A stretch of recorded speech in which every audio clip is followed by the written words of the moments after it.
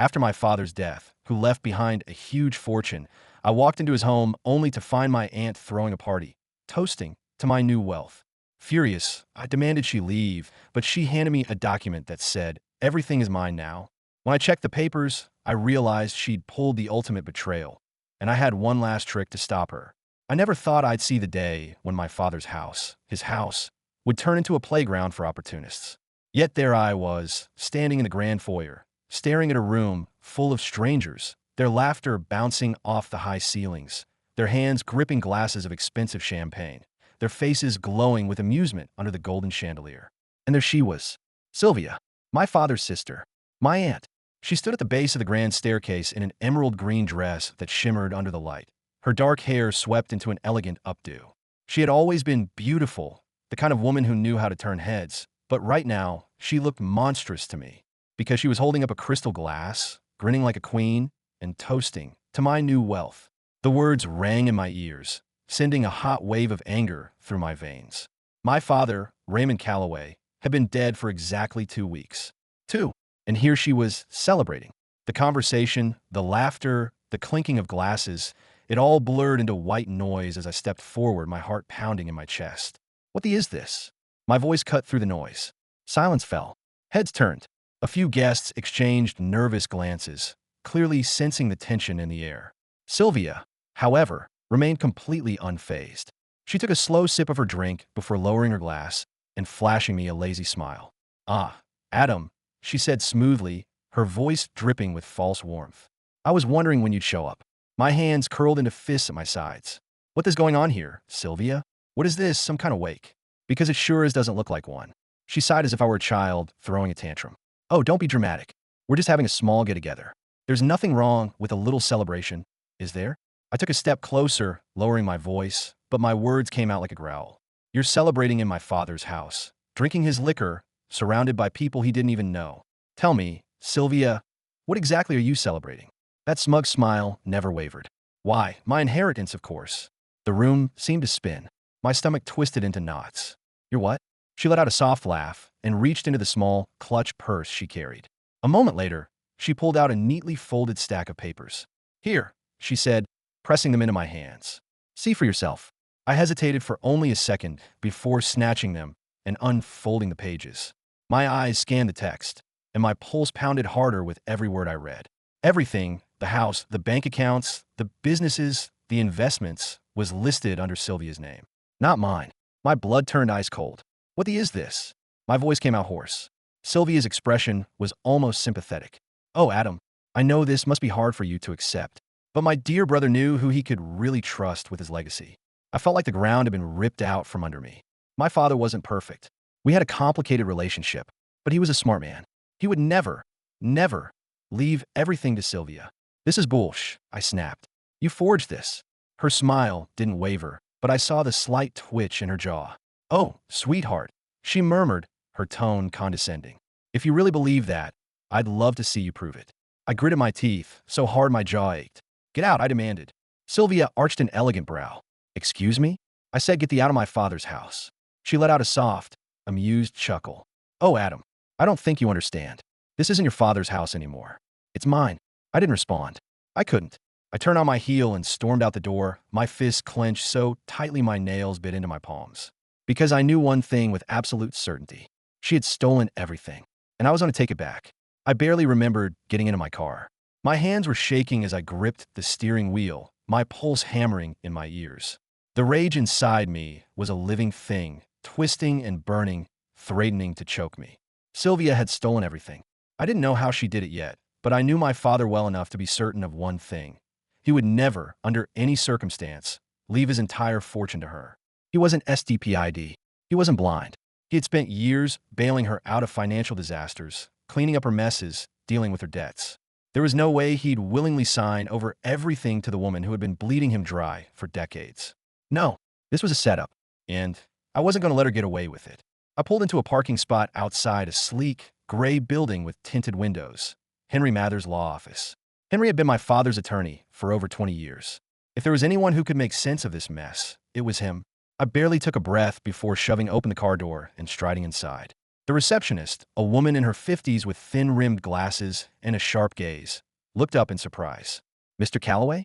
I need to see Henry." Now, my voice came out harder than I intended, but I didn't care. She hesitated. "He's in a meeting. It's about my father's will," I cut in. That got her attention.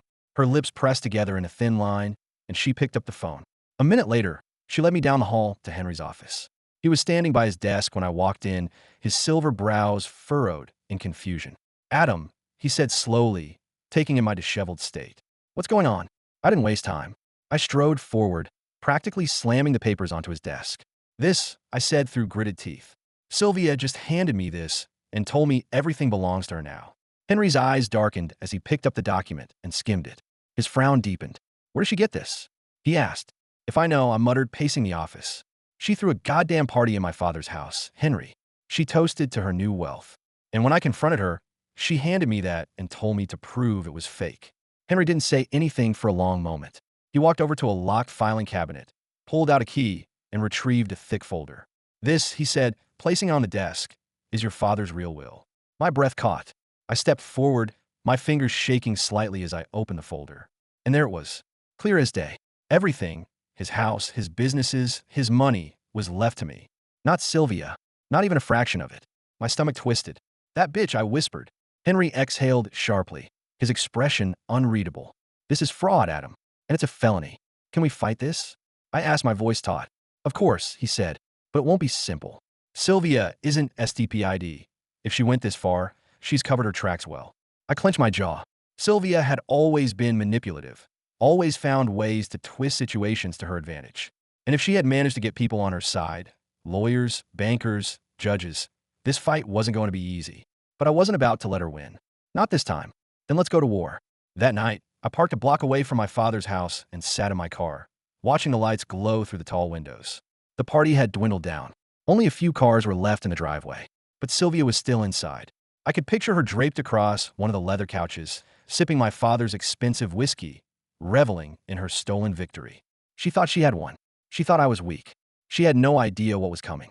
I took a deep breath, my fingers tapping against the steering wheel. I needed proof, and I had a feeling the answers were inside that house. So I was going to find them, no matter what it took. I waited until the last of the guests trickled out of the house. The driveway was mostly empty now, save for Sylvia's sleek black Mercedes and a white BMW that probably belonged to one of her closest friends.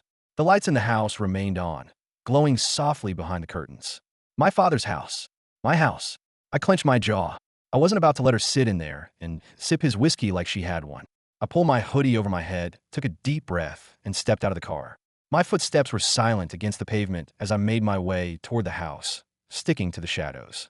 The back entrance, a side door near the kitchen, had always been my father's least secure entry point. He never bothered installing a security camera there, figuring that no one would be STPID enough to try and break into his home. He hadn't anticipated someone like Sylvia. I tried the handle. Locked, of course. But I remembered something my father had told me once, years ago, when I was a kid and had locked myself out. If you ever need to get in, there's a spare key in the third planter by the patio. I reached for the potted plant, dug my fingers into the cool dirt, and sure enough, there it was. I slipped inside quietly, closing the door behind me. The house smelled of cigars, perfume, and expensive liquor. The remnants of the party still littered the living room. Half-empty glasses on a coffee table, a few abandoned coats draped over chairs. But Sylvia was nowhere to be seen. I took my time moving through the house, my eyes scanning for anything that could be useful. I needed proof that she had forged the will. And then I heard it.